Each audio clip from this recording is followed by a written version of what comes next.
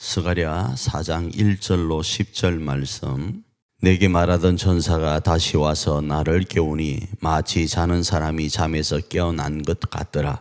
그가 내게 묻되 네가 무엇을 보느냐? 내가 대답하되 내가 보니 순금 등잔대가 있는데 그 위에는 기름 그릇이 있고 또 그 기름 그릇 위에 7 등잔이 있으며 그 기름 그릇 위에 있는 등잔을 위에서 7 관이 있고 그 등잔대 곁에 2 감람나무가 있는데 하나는 그 기름 그릇 오른쪽에 있고 하나는 그 왼쪽에 있나이다 하고 또 내게 말하는 천사에게 물어 이르되 내 주여 이것들이 무엇이니까 하니 내게 말하는 천사가 대답하여 이르되 네가 이것들이 무엇인지 알지 못하느냐 하므로 내가 대답하되 내 주여 내가 알지 못하나이다 하니 그가 내게 대답하여 이르되 여호와께서 스룹바벨에게 하신 말씀이 이러하니라. 만군의 여호와께서 말씀하시되 이는 힘으로 되지 아니하며 능력으로 되지 아니하고 오직 나의 영으로 되느니라. 큰 산아 네가 무엇이냐? 네가 스룹바벨 앞에서 평지가 되리라.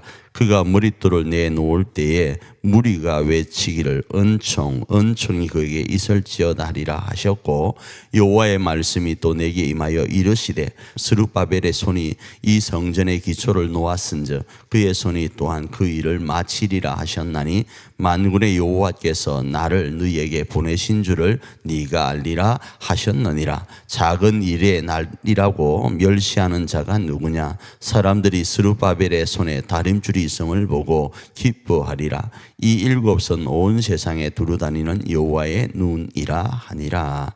오늘 본문 말씀은 5번째 환상입니다. 이 5번째 환상 가운데 오늘은 스룹바벨이 등장을 합니다. 어제는 우리가 누구를 살펴보았죠?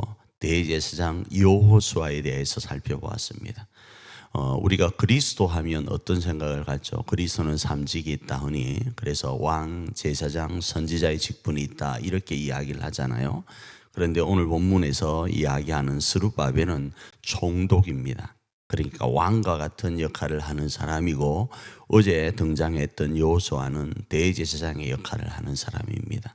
그 대제사장이 하나님 앞에 허물이 있으면 안 되잖아요. 그런데 허물이 있는 거예요. 그 허물을 하나님은 가리시고 뭘 하시는가? 성전을 재건해 가시는 거예요. 오늘은 스룹바벨입니다. 그런데 이 스룹바벨이 성전을 재건하다가 한계에 부닥칩니다. 야, 이게 내가 할 수 있을까? 라는 그 한계 있잖아요. 시작은 했습니다. 그런데 그걸 진행하다가 한계에 부닥칩니다.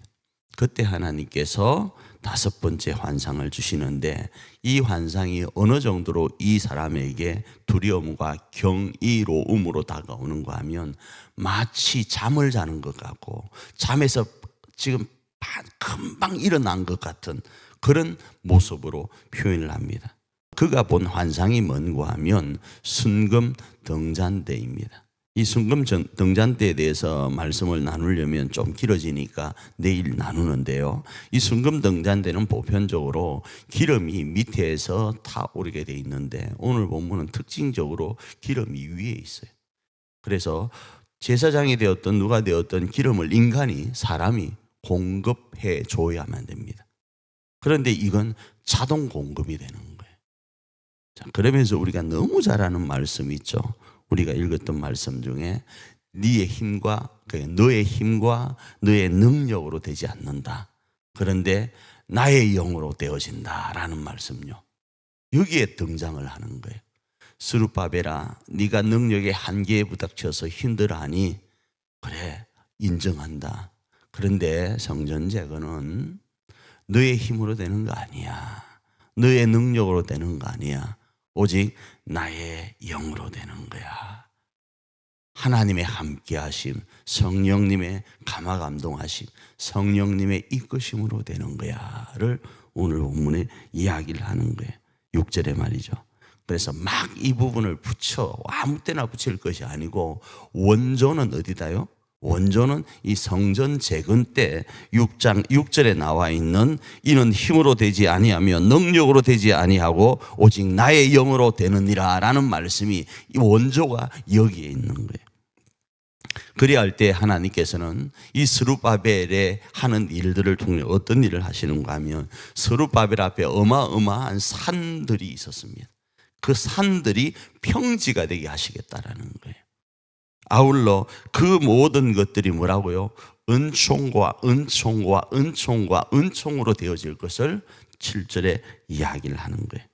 그래서 스룹바벨이 머릿돌을 놨습니다. 시작하였습니다. 시작하여서 두려움과 능력의 한계에 부닥쳐 있습니다. 그런데 스룹바벨이 이 모든 역사를 마치겠다라는 거예요. 왜요? 하나님이 은총을 베푸시니까. 왜요? 하나님의 영이 하시니까 말이죠. 그리고 나서 이렇게 또 되어지니까 사람들이 주변에서 뭐라고 하는가 하면 우리가 처음 다루었었죠. 이야, 스룹바벨 성전은 초라한 성전이다. 솔로몬의 성전은 어마어마하게 화려한 성전인데 이 스룹바벨 성전은 동네에 있는 나무 꺼지보다가 한 성전이니까 초라하다.